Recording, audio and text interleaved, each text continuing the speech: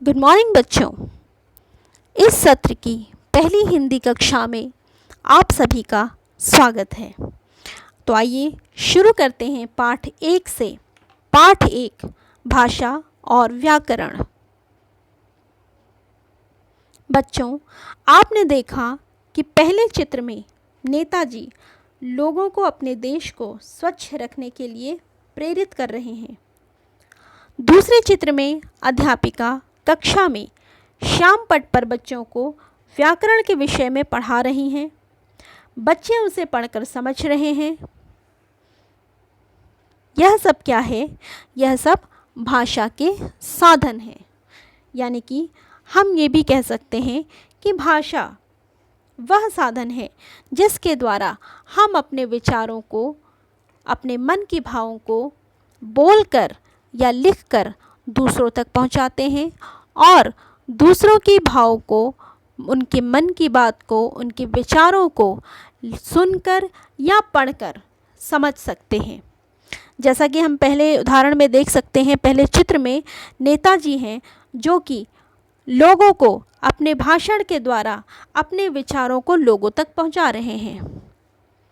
और चित्र नंबर 2 में हम ये देख सकते हैं कि यहाँ पर अध्यापिका अपनी बात बच्चों को श्याम पट पर लिखकर या मौखिक रूप के द्वारा बच्चों तक अपनी बात पहुंचा रही है और बच्चे उसे सुनकर ग्रहण कर रहे हैं। तो यहाँ पर दोनों ही चित्रों में भाषा का प्रयोग हुआ है। इस प्रकार हम ये भी कह सकते हैं कि विचारों के आदान प्रदान के माध्यम को ही भाषा कहते हैं।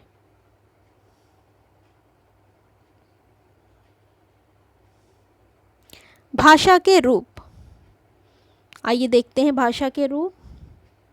इस प्रकार भाषा के 2 रूप हैं, मौखिक भाषा, लिखित भाषा। मौखिक भाषा किसे कहते हैं?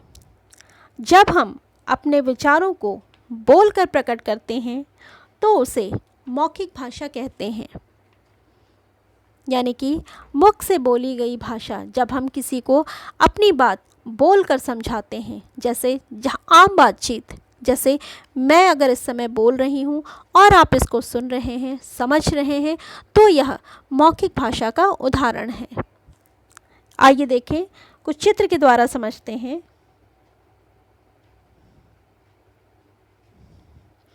फोन पर बातें करना, संवाद, वार्तालाप, गीत गाना, भाषण देना, उपदेश देना आदि मौखिक भाषा के उदाहरण हैं। पहले चित्र में हम देख सकते हैं एक व्यक्ति जो कि गीत गा रहा है। यह मौखिक भाषा का उदाहरण है। दूसरे चित्र में हम देख सकते हैं कि यहाँ बच्चे आपस में कुछ वार्तालाप कर रहे हैं, मौखिक भाषा का उदाहरण। तीसरे चित्र में हम देख सकते हैं कि दादी जी बच्चों को कहानियाँ सुना रही हैं और बच्चे उसे सुन रहे हैं। तो इस प्रकार हमने देखा कि तीनों ही चित्रों में मौखिक भाषा का उदाहरण बताया गया है। आइए पढ़ते हैं लिखित भाषा के बारे में। लिखित भाषा किसे कहते हैं? जब हम अपने विचारों को लिखकर प्रकट करते हैं तो यह लिखित भाषा कहलाती है।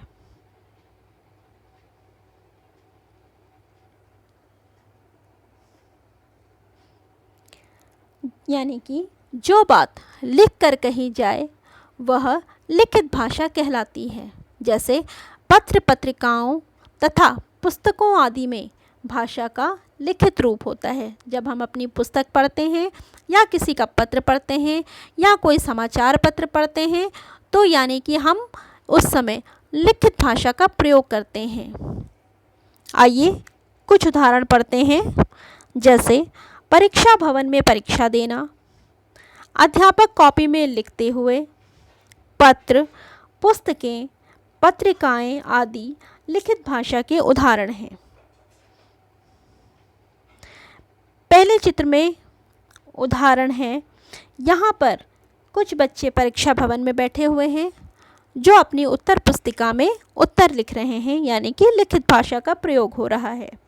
दूसरे चित्र में अध्यापक अपनी कॉपी में कुछ लिख रहे हैं तथा तीसरे चित्र में बालिका अपना होमवर्क कर रही है। यानी कि ये तीनों ही दृश्य में हम लिखित भाषा का प्रयोग देख सकते हैं। आइए अब पढ़ते हैं बोली के विषय में। बोली किसे कहते हैं?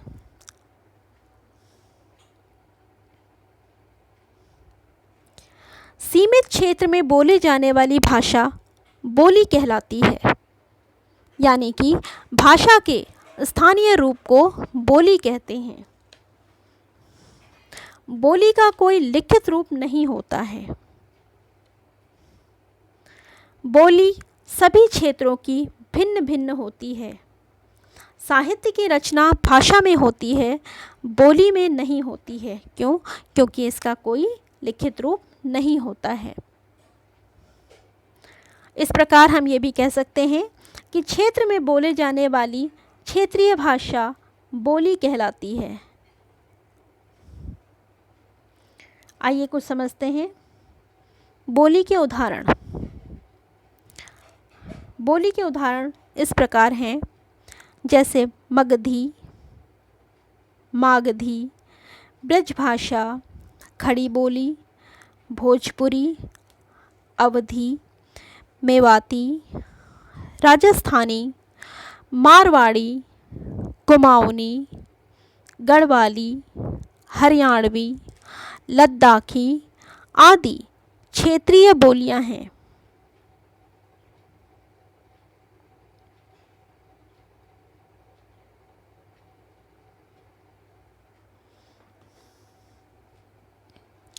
जैसा कि हम सभी जानते हैं, हिंदी भारत की राष्ट्रीय भाषा है, क्योंकि भारत के अधिकांश भागों में बोली जाती है। 4 सितंबर 1949 को भारतीय संविधान ने हिंदी को राजभाषा के रूप में स्वीकार किया। इस प्रकार हिंदी भारत की राष्ट्रीय भाषा तथा राजभाषा दोनों है। प्रतिवर्ष 14 सितंबर हिंदी दिवस के रूप में मनाया जाता है। भारतीय संविधान द्वारा निम्नलिखित 22 भाषाओं को मान्यता प्रदान की गई है। आइए अब जानते हैं वो 22 भाषाएं कौन सी हैं।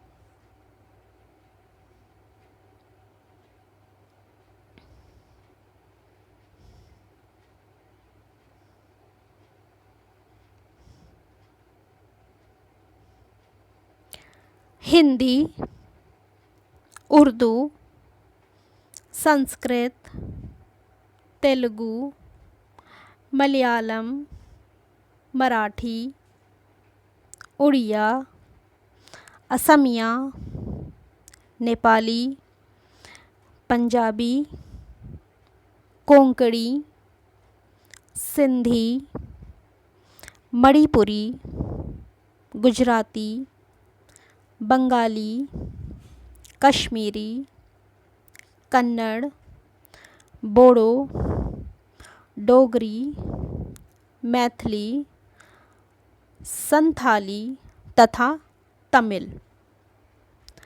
तो भारत के संविधान में इन 22 भाषाओं को मान्यता दी गई है। भारत के अतिरिक्त विश्व के अन्य सभी देशों की भी अपनी अपनी भाषा है, जैसे जापान, जापानी, चीन, चीनी, इंग्लैंड, अंग्रेज़ी, अमेरिका, अंग्रेज़ी, फ्रांस, फ्रेंच, सऊदी अरब, अरबी।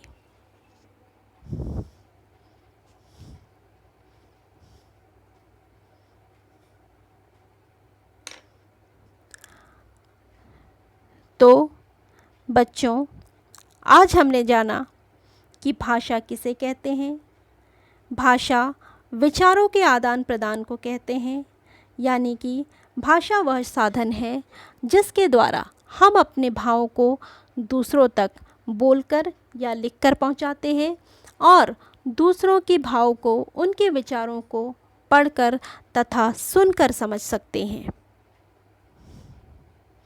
भाषा के दो रूप होते हैं, मौखिक भाषा, लिखित भाषा।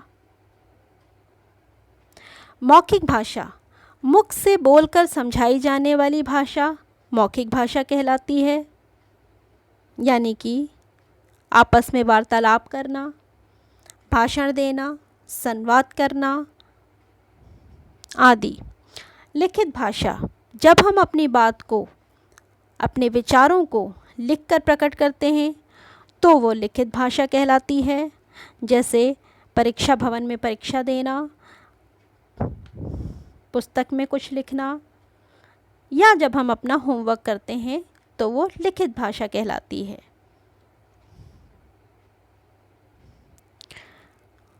बोली के बारे में हमने पढ़ा। बोली किसे कहते हैं? एक सीमित क्षेत्र में बोली जाने वाली भाषा को बोली कहते हैं। बोली सभी क्षेत्रों की अलग अलग होती है और क्योंकि बोली का कोई लिखित रूप नहीं होता है, इसीलिए साहित्य की रचना बोली में नहीं की जाती है। तो इस प्रकार बोली क्षेत्रीय भाषा को भी कहते हैं। हिंदी हमारी राष्ट्रभाषा है और 4 सितंबर 1949 को भारतीय संविधान ने हिंदी को राजभाषा के रूप में स्वीकार किया। इस प्रकार हिंदी हमारी राजभाषा भी है और राष्ट्रभाषा दोनों ही है। प्रतिवर्ष 14 सितंबर को हम हिंदी दिवस के रूप में मनाते हैं।